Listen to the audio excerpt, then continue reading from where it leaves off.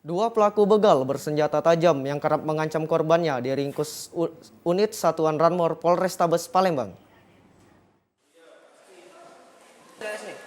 Sempat buron selama 9 bulan, dua pelaku begal bersenjata tajam ditangkap Satuan Unit Ranmor Polrestabes Palembang. Kedua pelaku, MY dan MR, warga Kelurahan 30 Ilir dan warga Pelaju Palembang. Dari hasil pemeriksaan terakhir kali pelaku membegal seorang warga di depan perumahan dinas TNI Angkatan Udara di Jalan Dr. Sutomo, Kecamatan Bukit Kecil, Palembang. Korban yang pada waktu kejadian berkendara sendirian, tiba-tiba dipepet oleh kedua pelaku yang langsung menodongkan senjata tajam ke arah korban.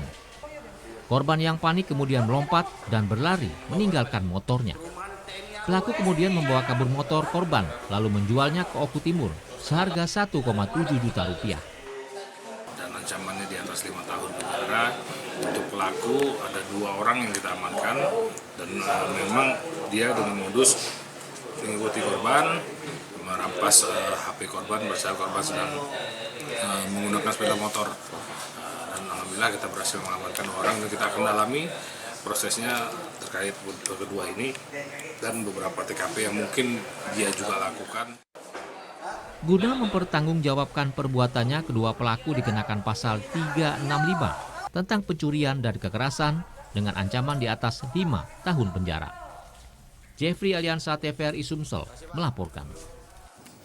Malang menimpa Kepala Desa Kuala 12 Tulung Selapan Oki bernama Hartoni. Dirinya tewas ditekam orang yang diduga sakau narkoba ketika hendak menunaikan sholat maghrib.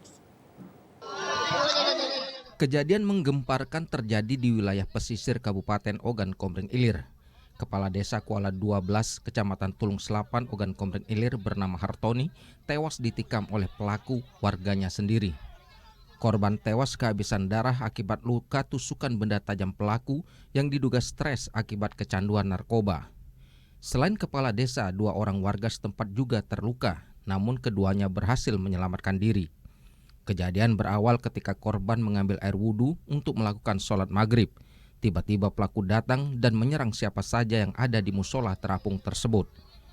Mengetahui informasi itu, Kapolsek Tulung Selapan yang dipimpin AKP Firmansah bersama anggota dan TNI langsung menangkap pelaku di persembunyiannya tanpa perlawanan berarti.